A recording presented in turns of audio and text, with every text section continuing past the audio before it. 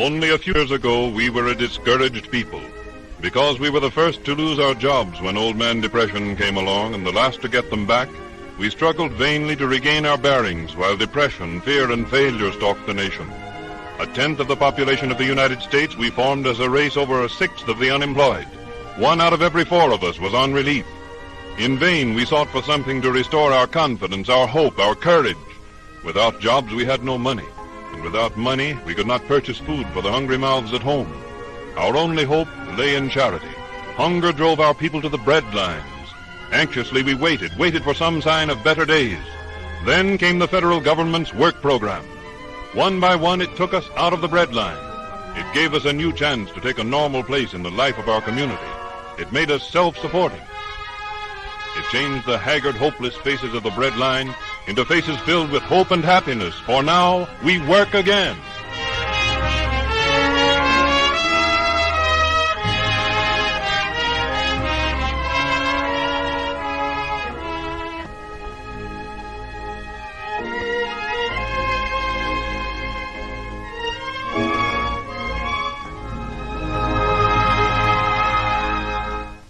Unskilled laborers, the forgotten men of past generations, now work steadily at decent wages. The nation over, they're building and repairing schools, public buildings, community centers, and airports to meet the changing needs of our modern world. In one project at the nation's capital, 1,200 men are employed in improving Bowling Field, grading, constructing runways, building hangars, and administration buildings. In addition to the hundreds of unskilled laborers who were removed from relief roles, many skilled workers are employed in this important improvement project. Hundreds of homes have been freed from the bondage of poverty as their breadwinners find security and hope in their new jobs.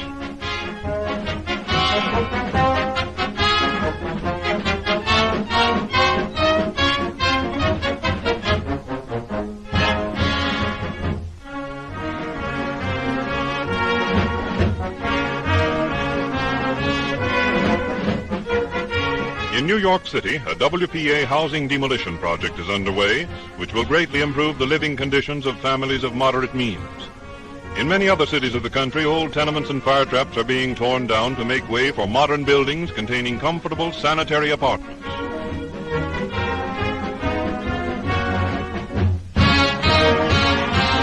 At Colonial Park in Harlem, as in many other congested areas, WPA workers have constructed a huge swimming pool and are now completing a bathhouse which will accommodate 4,100 persons.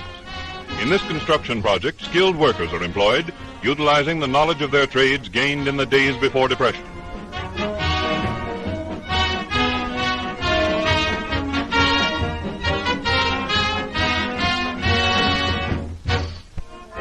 Swimming pools are particularly valuable to the community because they offer a haven of relaxation to young and old during the hot summer months.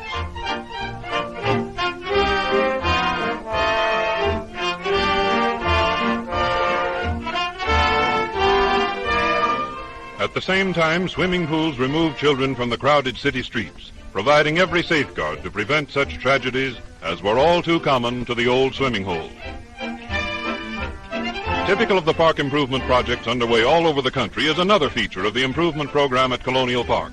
A wading pool has been built by WPA workers in which the youngsters may splash to their heart's content.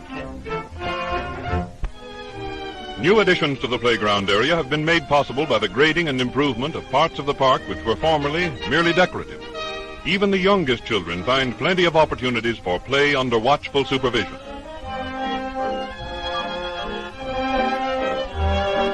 In many parts of the country, nursery schools have been established where almost 10,000 children of our needy families are provided with hot meals, supervised play activities, and excellent preschool training under competent instructors removed from relief roles. In these projects, employment has been provided for 600 teachers, nurses, dietitians, and cooks.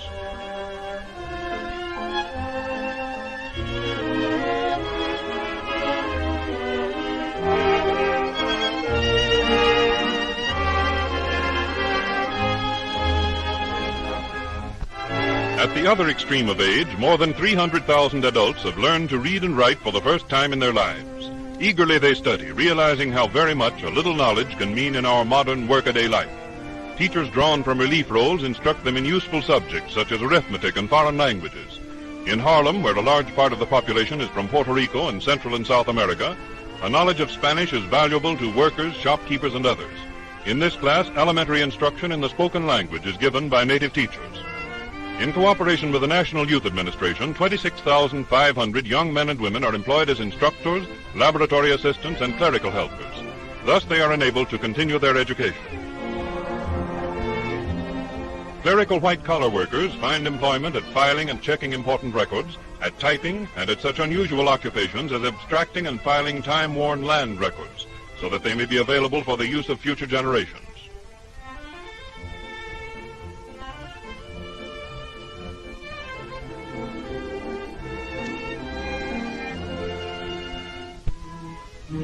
As part of the program of rehabilitation and the conservation of human resources, a number of household training schools have been established by WPA. In these schools, girls from relief families are prepared for domestic work which will make them self-supporting. Others take the course in order to learn the arts of homemaking for use in their own homes. In modern kitchens, under competent instructors, the girls are taught to cook and to prepare salads and other delicacies which add much to everyday meals.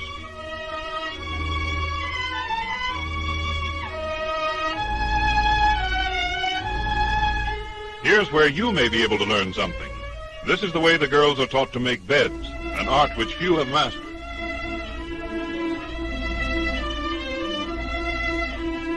These household training courses have already sent hundreds of girls out into the world, well equipped to secure domestic positions and able to command skilled workers' wages.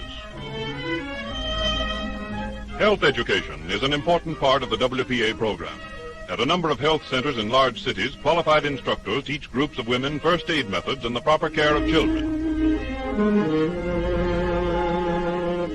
The care of the sick is also taught by trained instructors at health centers throughout the country. These projects which you have seen are part of a broad national educational program through which WPA has helped millions of children and adults. In a number of communities, sewing rooms have been established in which are employed women who are the breadwinners for their families.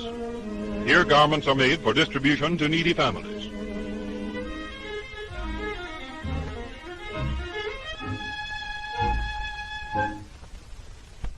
Musicians and singers, too, found employment in orchestral and vocal groups. These art singers, organized and directed by William Lawrence, have successfully presented a great many programs of classical music.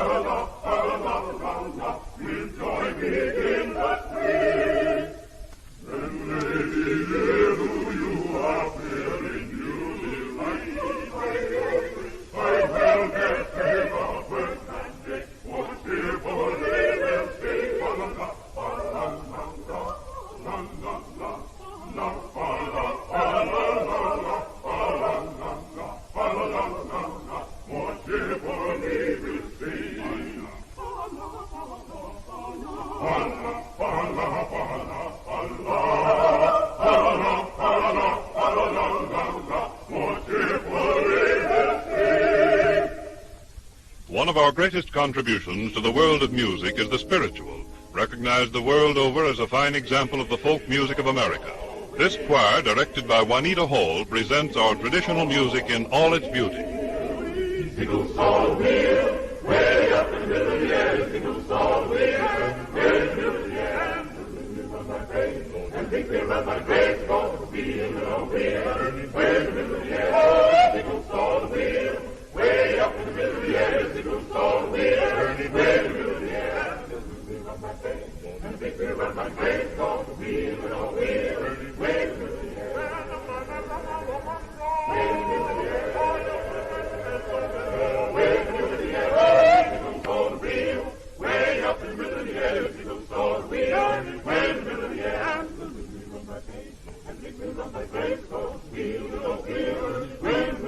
Oh, you see, that's just a dress so fine. She ain't got religion on her mind. goes wheeling, and the great river, yeah, and the little river on my face, and the big river on my face goes wheeling, oh, wheeling, great river, yeah. Oh, you see those little wheels, wheel on big wheels, all the wheels and the wheel, all the little wheel and the big wheel, oh, wheel, great river, yeah. Oh, you see those little wheels, wheel on big wheels, all the wheel and the wheel, all the little wheel and the big wheel, oh, wheel, we're the middle of the air. Under the Works program, musicians, artists, writers, and actors contribute their share to the cultural development of the community. The Negro Theater Unit of the Federal Theater Project produced a highly successful version of Shakespeare's immortal tragedy Macbeth, which far exceeded its scheduled run in New York and was later sent on a tour of the country. The scene was changed from Scotland to Haiti, but the spirit of Macbeth and every line in the play has remained intact. In this contribution to the American theater and in other projects under the Works program, we have set our feet on the road toward a brighter future. And I care not if thou dost for me as much.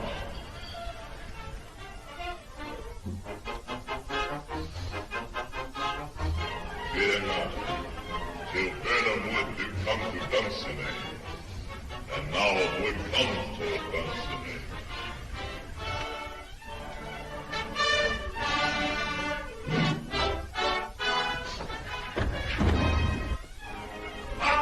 On and out! There is no flying hence nor tearing here. I begin to be weary of the sun, and with the estate of the world were now undone. Ring the alarm bell! Oh, wind, come, lad! At least we'll die with harness on our backs. But he that was not born of woman, such a one am I to fear or none. Let me find him fortune. Tyrant, show thy face. I cannot strike at wretched turns, whose arms are higher to bear their stairs. If thou beest slain and with no stroke of mine, my wife and children's ghosts will haunt thee still. What is thy name?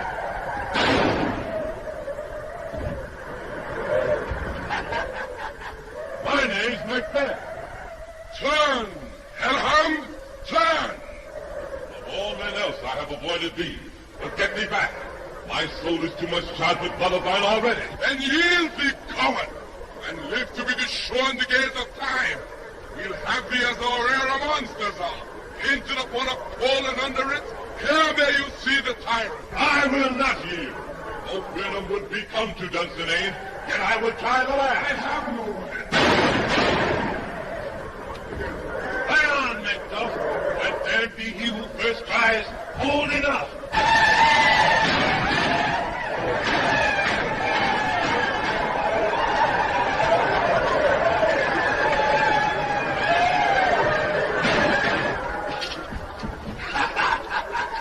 Follow the flavor. For I bear a charmed life, which must not yield to one of woman born. Spare thy child, and let the angel whom thou still hast served tell thee Macduff was from his mother's womb untimely ripped. Accursed be the tongue that tells me so. And be these juggling fiends no more believe.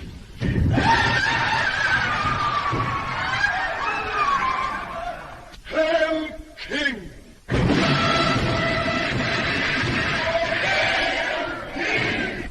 Behold, where stands the usurper's cursed head. The time is free. All hail Malcolm! Me!